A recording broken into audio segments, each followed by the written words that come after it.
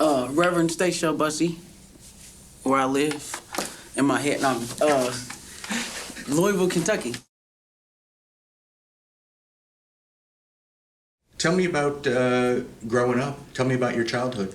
You know, it was the projects, right? Tight, close-knit villages. Everybody went to the same church, not particularly the same school, but like everybody went to the same church, lived in, you know, the same spaces.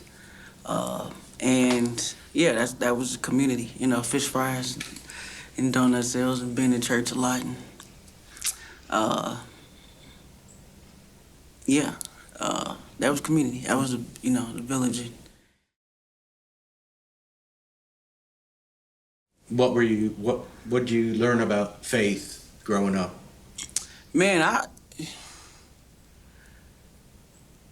learned, it was the foundation of like everything, I think. Everything, our lives, like our entire lives, humans, black people, really. I'm gonna get real technical. Everything we have is like, I feel like, formed, our beliefs, the way we move, forms from our faith. Or our involvement in church, or our involvement in like what we believe in, whether it be Jesus or, you know, whatever that is. Like that's the foundation, I feel like. I think the foundation is belief, our belief systems.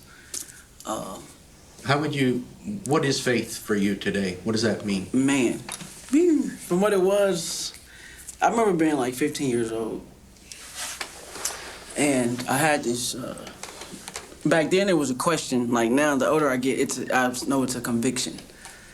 Like, if that God, or like whatever God we talk about, if God is all-knowing, all-powerful, if God is a provider, if God is all these things, like why the hell are people poor? Or like why are people dying? Or why do we tithe and give our money?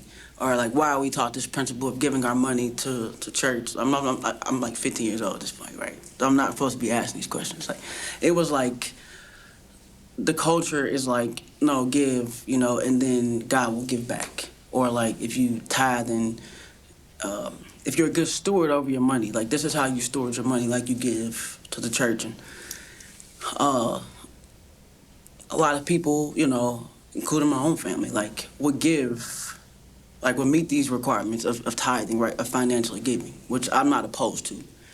But it was like almost giving to a deficit and a detriment. And so it was almost this concept like giving into something. You know, like church almost felt like a lottery, right? Like the more you give, the more God will give back to you, or the more, like, you have to be ultimately like, you have to be so deep in this and you know, you gotta, and then, you know, so it's like, it was, I had questions, right? I knew that. I understood that I had questions. I understood that I was different. I understood that I felt very, very different about God. And I wanted to know more about this God because it was not connecting. Like, if God is a provider and then we're required to give all of our money and our first fruits, or whatever these things are, right? The fancy taglines. Like, if we're required to do this, then like, why are you giving to God? And then like, we don't have LGNE. Something's wrong here. And so I lived with that conviction for my entire life. What happened on your journey that made it connect for you? Because you said it was kind of disconnected. What finally happened that connected it for you? Well, I think I had a couple different experiences. Yeah, tell me. I think I was validated very, very young. Like, you're different. And it wasn't in a, like, I was different in the bad, like, the way I dressed or the way I talked. Like, my voice is just the way it is, right? And I was also, like, a drummer. Like, I'm a female, you know? So it was, like, coming to be, so, like, 7 years old, like, I learned how to play the drums. I'm a musician. I become a, you know, like, I become a musician in the church, which is, at the time, you know, so, like, this is, I have a couple different, like, moments, but I think all those moments is, like, was moments of, like, validation, but, like, almost, like, in parallel with viciousness. If you're a woman and you're in church, you have to dress this way. Or like, somebody would tell my mom, like, don't dress her like that because then she might, you know, like, you know what I'm saying? It was weird. Like, I mean, not weird, but it's weird now, but like, it was almost something like invisible, like standard, right? Like that's what I knew of religion, of God, like that. If we wasn't good enough, or if my mama wasn't a good enough mama, or if she like then, or if you wasn't good, like this is just unobtainable. Like then you are striving for something that's just somewhere, right? So I always knew I was different though, right? And I had a few different people in my life who validated like you are different, right? Younger hearing like you are different, but you're powerful, or you're different, or if you talk back too much.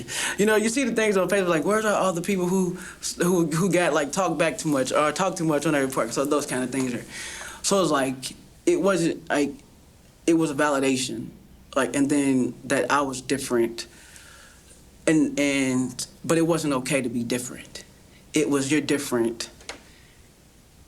People don't know how to take it, right? And so I think along the journey those ways, and then like I fasted like the Daniel fast for like the first time ever 4 years ago. Or no, actually, no, it's not 4. It's 7 years ago at this point. I think like 2017. And I was a good person, right? I'm a good person. I sacrificed I sacrificed, like that's my concept of when I fasted. The minute I came off that fast, because I just was like needing something like a spiritual. I was needing something very, very different, right? Like I felt like at this point I was getting tired of church. I was getting tired of religion. I didn't want to do any of it, right? I just got to the point I was like, I don't want to do none of it.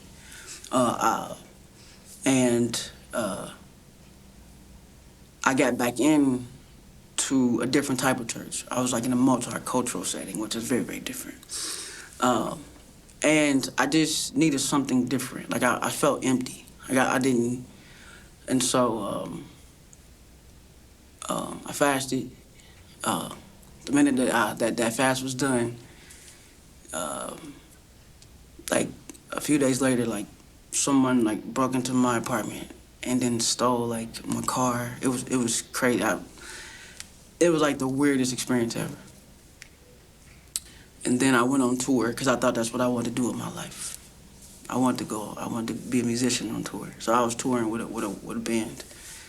And then I had like this spiritual experience while I was on tour with that band. Like I was exhausted from like trying to still figure out, make sense of things that like, I'm like, why is my car stuff? Like I'm a good person. I sacrifice. I get, like, why the fuck why do these things happen to me? Like this is dumb, So like I kind of almost became a victim in my like why are these things like why is my life like this? I almost lost my life like in 2016 in the Gatlinburg fire. So like it was just these weird spiritual experiences where I was like, these promises I was making to God, like I'm gonna try again, I'm gonna do it again. You know what I'm saying? So like, that was like, I felt like the height of like, I'm gonna fast. I'm gonna try to do something different. Let me cleanse myself. Let me spiritually cleanse myself. My stuff gets done, I go on tour, I'm with a band, but not like, I'm living the life and I think I am, and then I just start crying. Because I realized, I'm like, this is like, there's so much more to my life. And the more that, like, this is what I thought I wanted to be doing. But it actually wasn't what I wanted to be doing. Like, I actually wanted to be, I don't know what I wanted to be doing, but at that point, what I felt like I had been running from for probably 15 or 16 years. Like, that question was like, I wanna answer that question. 2017, on my 30th birthday, I preached my initial sermon. And every experience after that, What did you preach? It was Romans 8. And it was a different journey getting to that. Like, it was reconciling with my dad, who just, has been in and out my entire, like, it was, for the next 3 or 4 months, like, it was when I made that confession to at that time, my spiritual leader, like, I think I'm ready to, like, walk it. But I didn't have the language for it, because it wasn't necessarily that I wanted to, like, be a preacher. I wanted to answer a call to be different, right? And so I preached Romans 8.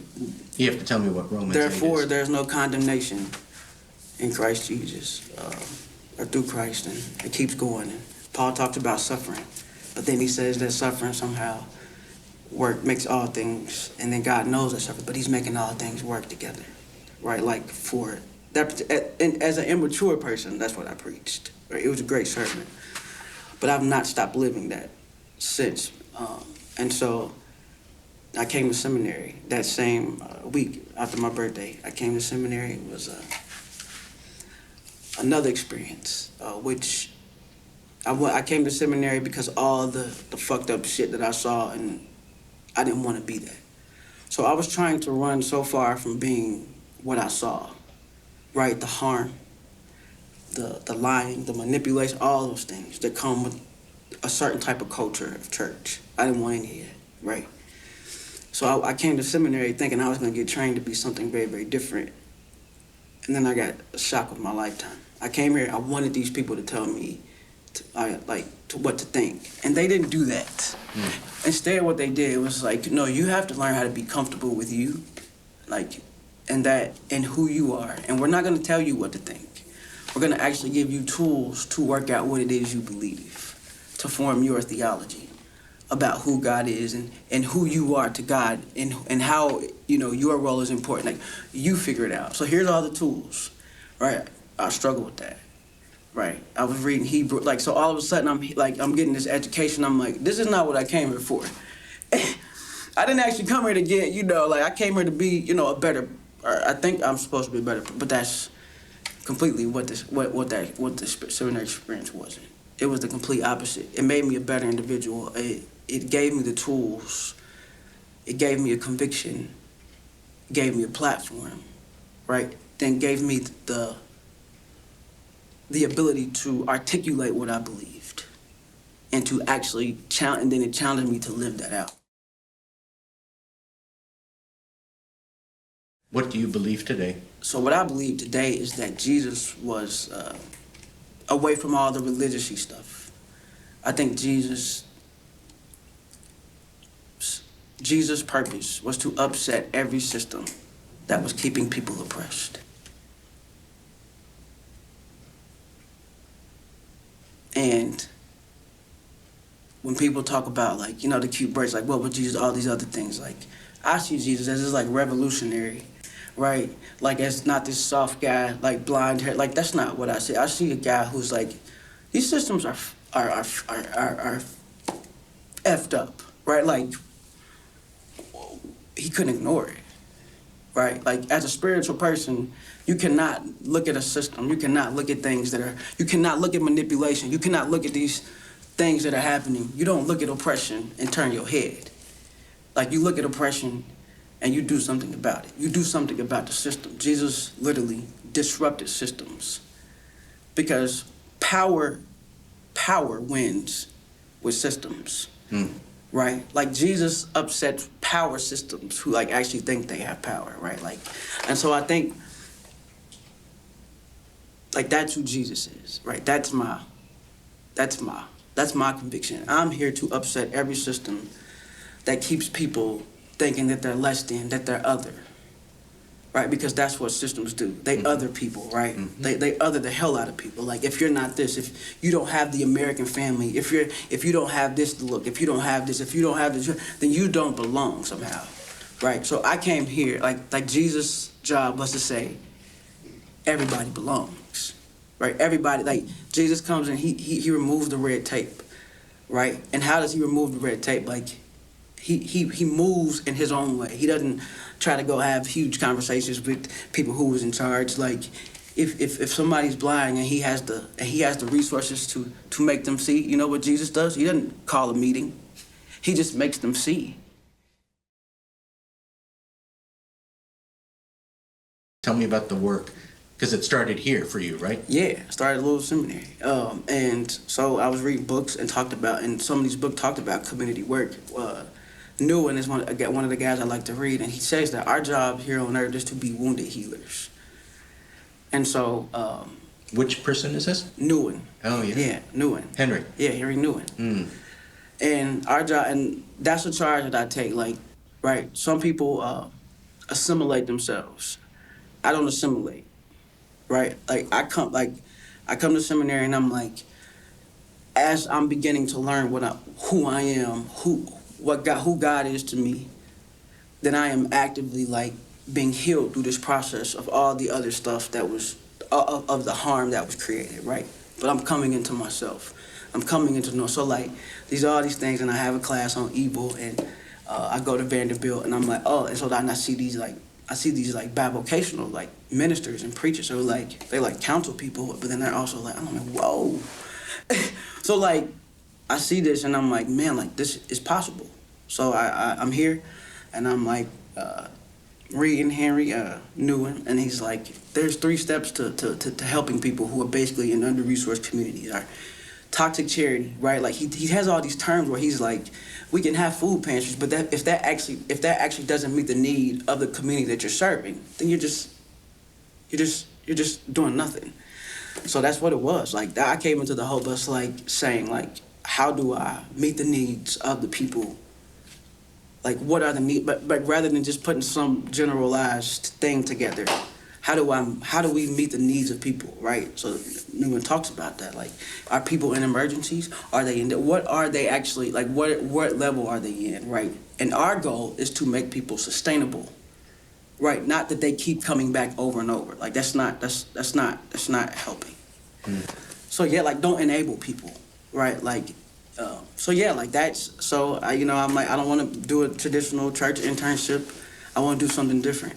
And so I do an internship at a particular church that is a traditional church, but they don't actually do traditional church. They have food in the clothes pantry and the clothes closet. So getting to see things, like not that I didn't know they existed, but to actually see the back end of it and the working of it. So I'm like, okay. And so yeah, I'm like, well, let's just give people what they need. And the best way to give people what they need is you ask them, right? So my whole goal, like with the Hope Bus, was to how do we bring, with all my experiences at this point, because I had tried a lot. I was a social worker, right? I'm educated, very well educated. I was a social worker. I worked in the school system, worked for government, worked for school, worked in church, hated all of it.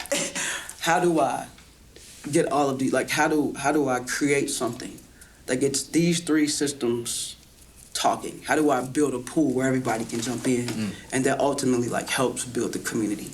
So what did you decide to focus the Hope Bus on? So first it was just like, how do we get people to the grocery store? How do we get people to pharmacies? The more the grocery stores close down in neighborhoods, convenience stores become the only option. You're spending more money, right? We had one particular experience that changed. It was like, I'm just gonna do it now. I don't have a plan. We're just gonna do it now. Let's just take people to the grocery store because this is not feasible, right? So we started focusing on taking people to the grocery store. The whole way through, though, is like I want to be the in-between, closing the gap on availability and access. If you know it exists but you cannot get to it, then that resource is useless. I want to be the middle. So get people to the grocery store? Yeah. What else did you focus on? Take people to the grocery store. Take people to, different, like, so then they're able to go to work. Take people to get their meds. Just different things, right? Like food security, at this, I got fancy words now. Food deserts, food securities, food apartheid. Like, so now people are trying to get me to, like, I'm like, actually, but not just a food organization. Like, so, like, we do that, and we do that with different people. Like, the whole goal, though, was to, like, engage people, community engagement. Like, listen, poor people give their money to 3 things: churches, the lottery, and liquor stores. If you ask poor people, that's where their money goes, right? Churches, religion, lottery and liquor stores. That's what's in our hood. So I'm like, if we have buildings, these buildings need to be beyond some spirit, beyond our Sunday services, our Saturday services, or our Friday gatherings at the mosque. These buildings are resources. How do we make these places resources? Because where I'm from, or where I live in the West End, what we have? Probably 100-something churches in the zip codes where crime is the highest, where poverty is the highest. So how do we have all these buildings doing well, but we have people who are these are war zones? So I read a book by Marvin McMichael, and it asks, where have all the prophets gone? And what I learned at that point, a prophet wasn't a person who's like, if you give 10, you get 1,000,000. A prophet is a person who stands in the gap. So how do I build a prophetic organization? Right, that's it. That stands in the gap, that fusses at people when it's unjust, that deals with, and so the work has expanded me. So now from grocery store run. So now then we buy a bus in the middle of the protest, because that protest, the Breonna Taylor protest, is where that became my practice. After everything that I learned, after my conviction was, after I understood my conviction, I understood my work in the world, then the Breonna Taylor protest became my practice ground. That became my sanctuary. Community became my church. Like, my church is in the streets, right? Like, that's the most spiritual experience I ever had in my entire life, gathering with people who I didn't know for one cause, right? And that was justice. And so I bought a bus in the midst of the protest. I bought a school bus, a yellow school bus. We gutted it out. All of us worked on it together. We gutted it out, made it a mobile food pantry.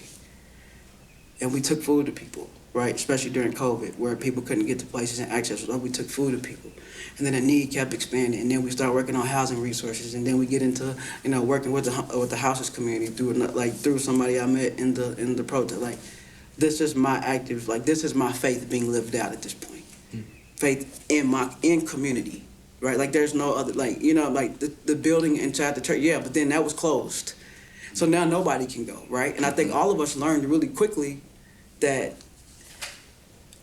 what are we actually connected to? Since we cannot gather in that space, do you actually have a relationship? Or were you just religiously doing something, right? So I think in that time, I graduated some of that, but I am actively saying, this is what God meant when he said gather. This is what he meant when he said community. Tell me about a time you doubted your faith. It was a long period of time, man, where I didn't want nothing to do with God or the church, because I did not like that God. I did not like that God that makes a leader of his church, or his or that makes a leader drive $100,000 car and live 30 minutes outside of the neighborhood in a $500,000 house, but the people who you're serving are poor. That's not the God that I could accept. So it was a dark time, saying, if that's what y'all giving me, I want nothing else to do with it. What are you most grateful for? Community and healing. What's your greatest wish?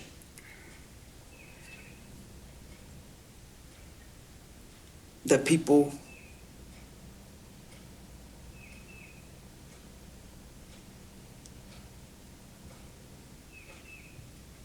that we hold to hold systems. I want systems to be held accountable, so that they can stop harming people and creating trauma, so that we can live our lives fully known and fully loved. Do you have a message that you try to get out there?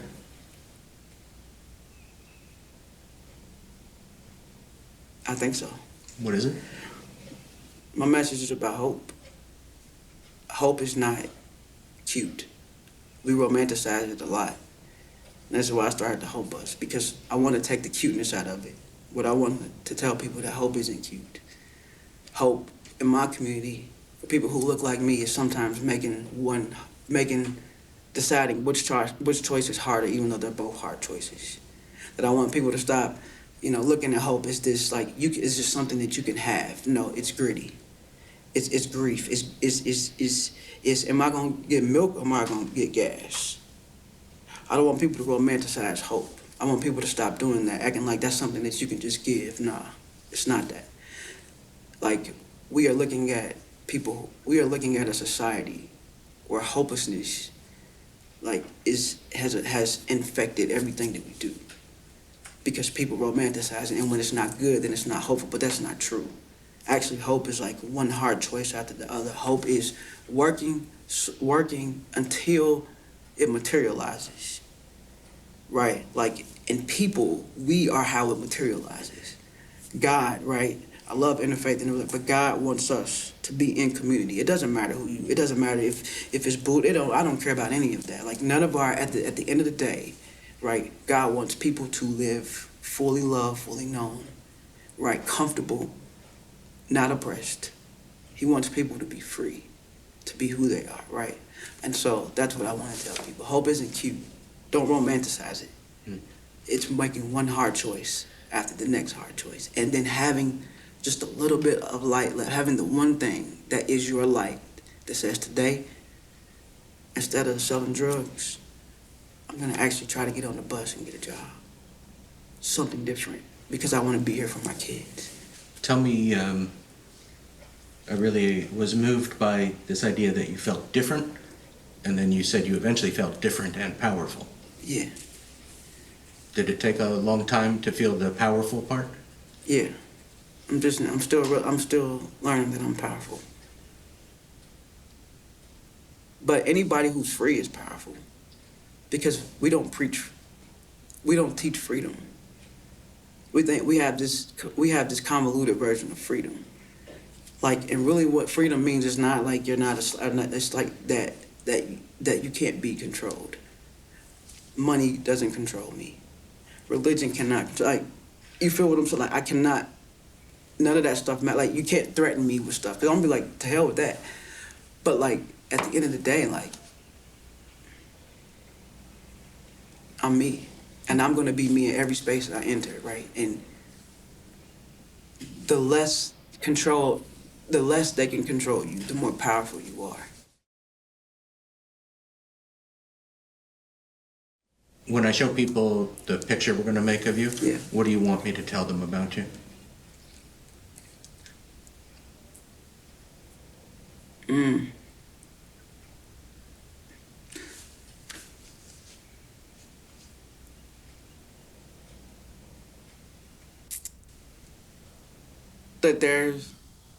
That there's no magic formula to success. There's no magic formula to getting where you are. The only way you can get where you are, or the only way you can have a full life, is if you live that in community. Beautiful. Thank you so much.